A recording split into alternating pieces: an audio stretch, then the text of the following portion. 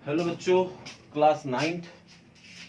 पिछले लेक्चर में बेटा आपने एक्सरसाइज 5.2 को कंप्लीट कर दिया है। उम्मीद करूंगा कि आपने भी उसको कर लिया है। और 5.2 होते ही बेटा हमारा जो चैप्टर नंबर 5 भी पूरा हो गया और हमारा सिलेबस भी पूरा हो गया है। तो 26 को बेटा आपको बताया हुआ है कि आपका टेस्ट है मैथ्स का। तो आपको अच्छे से बेटा उसकी तैयारी करनी है। चैप्टर नंबर 9 दिया गया है, मैंने रिवाइज करवा दिया है। आप रिवाइज करते रहिए। 26 को आपको टेस्ट होना है। ओके बेटा, तो उसकी रिवीजन करते रहिए। अगर आपको कोई क्वेश्चन नहीं समझ आता है तो आप यूट्यूब में जाके, जो मेरा चैनल है मैथ्स बाय सूरज शर्मा, में जाके अपलोड्स में जाके वो वीडियो देख सकते हो। और अगर वीडियो देखने के बाद भी अगर आपको क्वेश्चन ना समझ आए तो आप मेरे को कल कमेंट कर सकते हो। ओके बेटा, ताकि मैं नेक्स्ट लेक्चर में आपकी प्रॉब्लम सुन के आपको जो प्रॉब्लम है वो सोल्व कर दूं। तो इसके बाद बेटा 26 तक आप चैप्टर नंबर 9 को रिवाइज करते रहिए। ओके, 26 को आपको टेस्ट होना है जैसे कि मैंने आपको बता दिया है। तो अब बेटा आपको क्या है कि चैप्टर नंबर 5 में 5.1 में कुछ बच्चों की प्रॉब्लम है, मैं वो सॉल्व करता हूँ। साथ में एक चैप्टर नंबर 10 में कोई क्वेश्चन है बेटा, वो भी किसी बच्चे ने पूछा है, अपन वो सॉल्व करते हैं। तो पहले चैप्टर नंबर 5 में एक्सरसाइज 5.1 निकालिए सारे बच्चे। क्या है 5.1? आप पता है आपको? एक्सरसाइज 5.1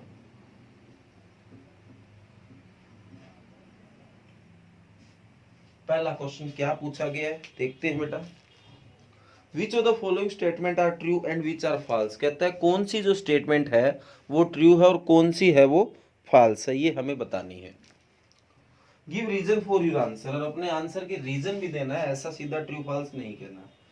पहला क्वेश्चन है only one line can pass through a single point. कहता है एक सिंगल पॉइंट से ना एक ही लाइन पास हो सकती है। आप बताओ, इस लाइन से एक ही हो सकती है? देखो, एक और भी हो गई, एक और भी हो गई, एक और भी हो गई, बहुत हो रही है। इसने कहा था एक ही होगी, तो इसका मतलब इसने जो बताया वो गलत है, फाल्स है।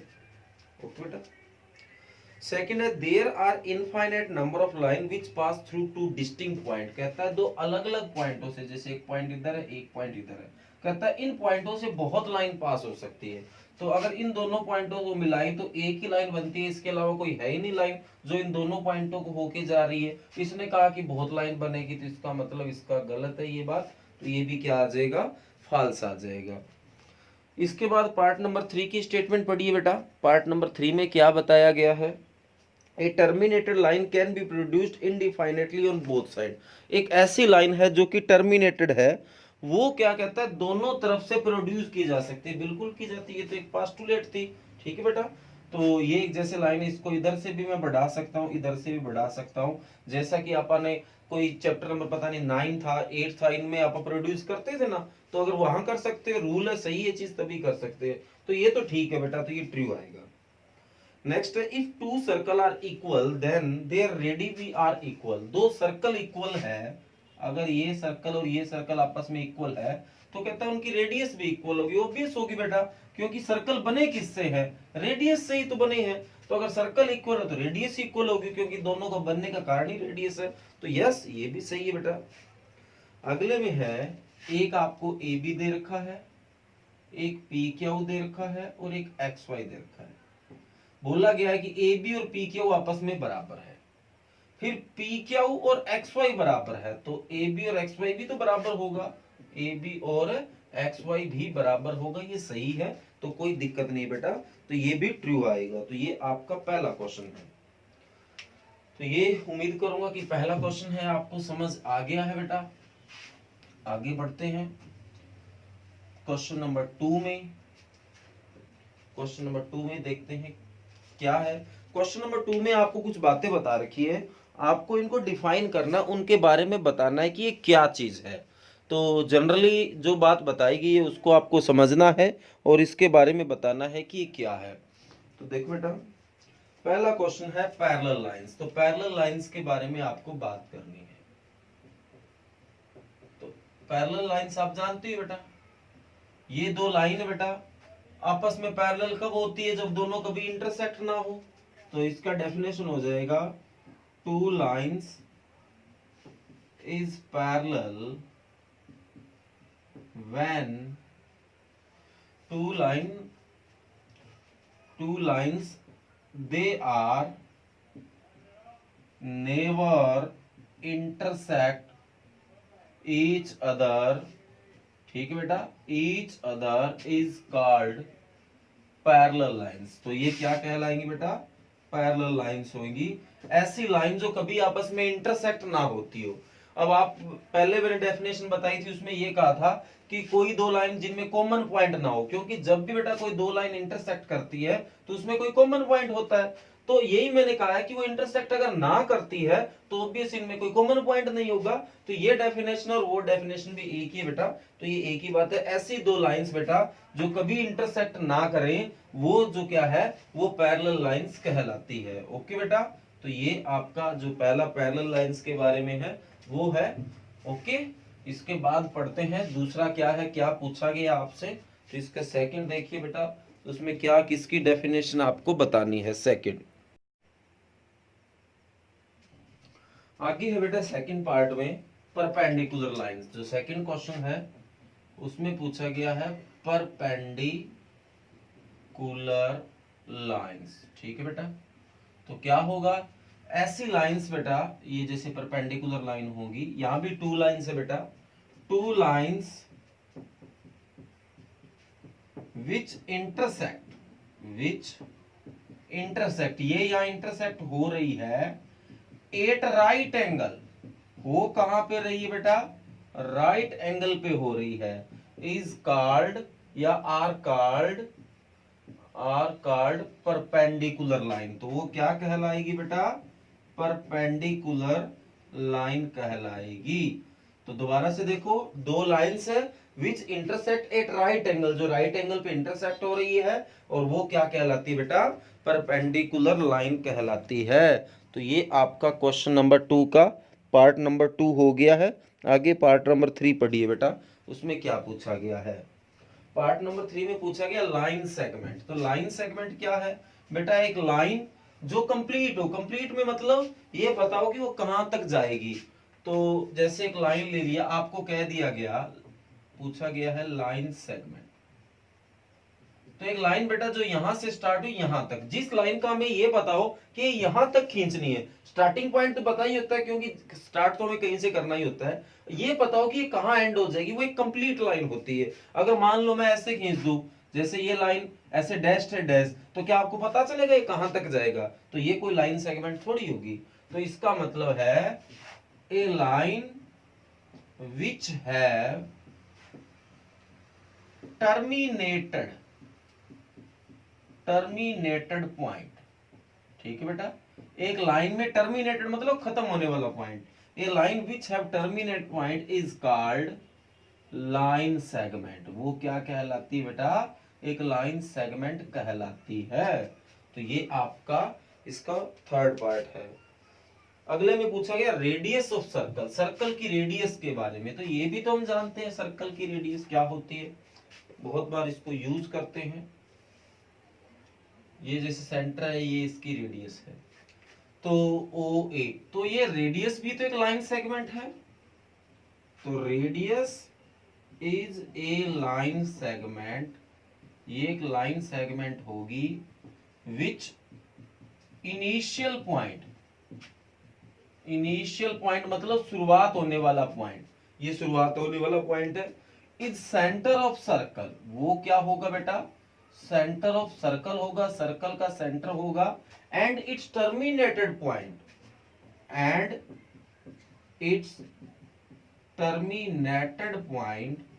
जो टर्मिनेटेड पॉइंट है इज ऑन द सर्कल, वो कहां होगा बेटा, सर्कल के ऊपर होगा।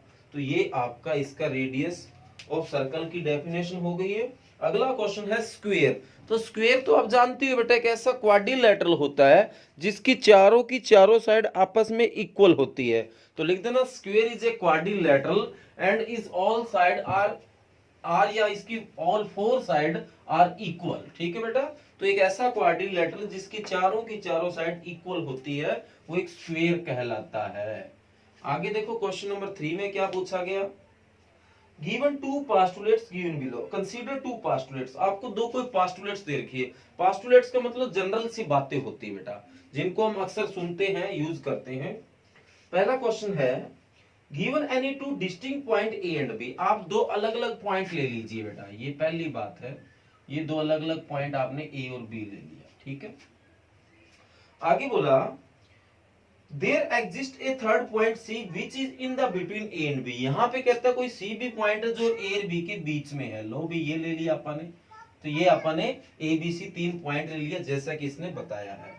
सेकंड में क्या बोला गया देखते हैं, there exist at least 3 point that are not on the same line, कहता है यहाँ पे 3 पॉइंट है कम से कम, और तीनों है ना किसी सेम लाइन पे नहीं है, तो इसका मतलब यहाँ कोई लाइन की बात हो रही है। तो ये मैं लाइन बना देता हूं ए बी, और यहाँ पे भी 3 पॉइंट है पर तीनों पॉइंट एक लाइन में नहीं है, तो लो भी एक सी पॉइंट यहाँ बना दो। देखो तो सी ऊपर है, लाइन में तो नहीं है, तो यहाँ देखने में 3 पॉइंट नजर आ रहे हैं, और 3 में से कम एक पॉइंट है वो लाइन पे नहीं है, तीसरा अपन ने बता दिया है। तो ये अपन ने इनका फिगर बना लिया, जो भी बात हमें समझ आई है उसका हमने फिगर बना लिया। इसके बाद बोला गया do these postulate contain any undefined term, क्या इन पास्टुलेट्स में कोई ऐसी अनडिफाइंड टर्म है क्या। अनडिफाइंड मतलब जिसको अभी डिफाइन नहीं किया गया है, जिसके बारे में आपको कोई बात ना बताई गई हो। तो ऐसी बातें बेटा जियोमेट्री में, क्योंकि यहाँ जो अपन ने बताया वो कंस्ट्रक्शन है, बना के की है, तो बनाने वाला काम जियोमेट्री का होता है। तो यहाँ पे कोई ऐसी बात है जिसके बारे में हमें ना बताया गया हो। तो यहाँ मेरे को दो ही चीज दिख रही है, पहले में तो पॉइंट दिख रहे हैं और दूसरे में लाइन दिख रही है, तो यहाँ दो ही चीज है, एक तो पॉइंट्स है और एक क्या है, लाइन है बेटा। तो ये दो बातें हैं जिसके बारे में कोई जिक्र नहीं किया गया, सीधा ही क्वेश्चन बोल दिया गया, तो ये अनडिफाइंड टर्म है। दूसरे में आर दिस पास्टुलेट कंसिस्टेंट, क्या ये पास्टुलेट्स है वो कंसिस्टेंट है क्या। कंसिस्टेंट का मतलब क्या ये सही है क्या, मतलब ये चीज जो बताई गई है वो वास्तव में है या नहीं है, या ऐसे बोल दिया गया है। तो देखो आपने पहला क्वेश्चन था आपने ये बना लिया, दूसरा क्वेश्चन था आपने ये बना लिया, पढ़ा और आपने उसको बना सकते हो तो वो सही चीज है तभी बना सकते हो, गलत चीज पढ़ लेंगे तो उसको बना नहीं पाएंगे, ये तो बना पाए आपा, तो ये तो बिल्कुल सही है बेटा, इसमें ऐसा कोई बात नहीं है। नेक्स्ट है do the follow from Euclid postulates, क्या ये यूक्लिड पास्टुलेट्स से हैं। तो बेटा पास्टुलेट्स में इस तरह का जिक्र नहीं था, जो एक्सोइम थे जो अपन साथ पढ़े थे उनमें इन चीजों का जिक्र जरूर आया था, पॉइंट्स के बारे में, एक लाइन के बारे में, ये चीजें वहां जरूर मैंने देखी थी। तो ये पास्टुलेट से तो बिलोंग नहीं करती, ये एक्सोइम से बिलोंग करती है। तो ये इन तीनों बातों का जो आंसर है वो ये बनता है। आगे देखो बेटा क्वेश्चन नंबर 4, आज अपन इसके 5.1 के बेटा 4 क्वेश्चन करेंगे, और बाकी जो 3 क्वेश्चन रह गए बेटा वो नेक्स्ट वीडियो में आपको कराऊंगा मैं, मतलब कल वाली वीडियो में। If a point C lie between 2 point A and B such that AC is equal to BC, तो एक लाइन सेगमेंट है बेटा AB, इनमें कोई C पॉइंट है और आपको गिवन है कि जो AC है वो BC के बराबर है। ओके बेटा, और आपको प्रूव करके दिखाना है, क्या प्रूव करके दिखाना है बेटा, कि जो AC है वो AB का हाफ है, ये प्रूव करके दिखाना है। तो देखो बेटा हम कैसे इसको प्रूव कर सकते हैं। तो वी नो दैट, हम जानते हैं, क्या जानते हैं बेटा, जो AB है उसको आप AC प्लस BC लिख सकते हो क्या, इस सारे को आप AC प्लस BC लिख सकते हो बेटा। तो AB आपका पड़ा है क्योंकि आंसर में आ रहा है, AC आपका पड़ा है क्योंकि आंसर में आ रहा है, BC को आप क्या लिख सकते हो, AC, क्योंकि BC आंसर में नहीं आ रहा। तो AB, AC और AC कितना AC बेटा, 2AC, 2 इधर ले आओ, मल्टी में पड़ा, इधर आके कहाँ आ गया, डिवाइड में। तो क्या आप यही प्रूव करना चाहते थे, बिल्कुल हम यही करना चाहते थे। ओके बेटा, तो ये क्वेश्चन नंबर कौन सा है, 4 नंबर है। तो आज बेटा मैं आपको 5.1 के 4 क्वेश्चन करवा रहा हूं, कल वाले लेक्चर में बेटा मैं आपको क्वेश्चन नंबर 5, 6 और 7 करा दूंगा। ओके बेटा, और चैप्टर नंबर 9 को रिवाइज करते रहिए बेटा, 26 का आपका टेस्ट होना है। अब एक बच्चे ने बेटा चैप्टर नंबर 10 से क्वेश्चन पूछा है, वो मैं सोल्व करवा देता हूं, ठीक है। तो चैप्टर नंबर 10 से 10.3 का एक क्वेश्चन था, 10.3 का क्वेश्चन नंबर 2 बोला गया, suppose you are given a circle, आपको एक सर्कल दिया गया है, ठीक है भाई, दिया गया है, तो give a construction to find its centre, उसका सेंटर फाइंड करने की कंस्ट्रक्शन दीजिए। तो देखो बेटा इसका मतलब आपको जो सर्कल दिया गया उसमें सेंटर नहीं पता है, सेंटर के बारे में कोई नॉलेज नहीं हो, आपको इसको सेंटर कैसे फाइंड किया जाता है उसके बारे में बताना है। तो इसके लिए आप ऐसा करो, 3 पॉइंट ले लो, एक यहाँ पे, एक यहाँ पे, एक यहाँ पे। वैसे तो ये पॉइंट कहीं भी ले सकते हो, पर अगर नॉर्मली आप लो तो 3 पॉइंट ऐसे लेना जहां घड़ी में 12 बजते हैं, 3 बजते हैं और 6 बजते हैं। ओके बेटा, ए बी और बी सी को ज्वाइन कर लो। अब ऐसे करना, प्रकार का यूज करना है, ए बी पे प्रकार रखो, आधे से ज्यादा खोलो। अब आधे से ज्यादा में मापने की कोई जरूरी नहीं, अंदाजा। बी पे रखा आधे, देख लो ये आधे से ज्यादा है, एक इधर आर्क लगा दो, एक इधर आर्क लगा दो। ओके बेटा, इसी तरह यहां रखो, ये लगा दो और यहां लगा दो। अब ऐसा करो, इन दोनों को ज्वाइन कर दो, मिला दो। और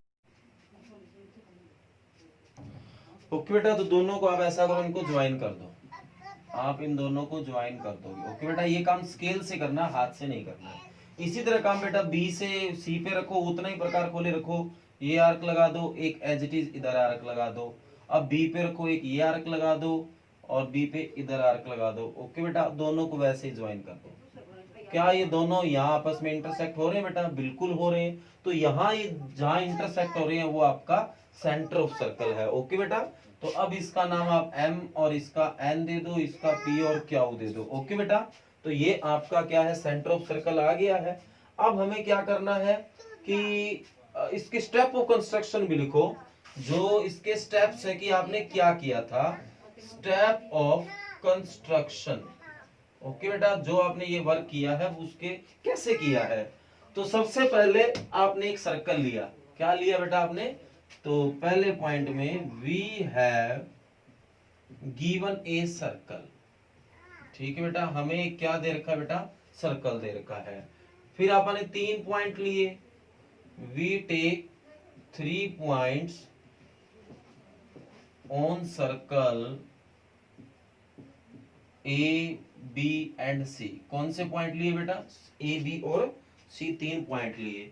फिर तीसरे पार्ट में आपने क्या किया, ज्वाइन कर दिया A B and B C and take bisect M N and P Q of A B and B C. ठीक है बेटा, ए बी और बी सी के अपने बाइसेक्ट भी खींच लिए हैं, उनका नाम भी आपने दे दिया है, एक का नाम एम एन है और एक का, ठीक है, पी क्यू। और अब आपने ज्वाइन किया है, join P Q, join M N and P Q, they intersect each other, एक दूसरे को इंटरसेक्ट कर रहे हैं 8.0। ठीक है बेटा, और जो O है 10, O is centre of circle. Okay बेटा, जो O है वो सर्कल का सेंटर है। तो ये आपका स्टेप ऑफ कंस्ट्रक्शन भी हो गया और ये आपका बेटा क्वेश्चन नंबर जो है वो भी हो गया। ओके, तो ये प्रॉब्लम थी किसी बच्चे की, वो सोल्व होगी बेटा। तो जो 5.1 के बेटा 3 क्वेश्चन रह गए हैं, 5, 6, 7, वो मैं आपको नेक्स्ट वीडियो में करा दूंगा। 26 का आपका टेस्ट, अच्छे से बेटा रिवीजन करते रहिए। ओके बेटा, कोई भी क्वेश्चन आपको प्रॉब्लम आती है तो कमेंट करके पूछ सकते हो। Okay, thank you.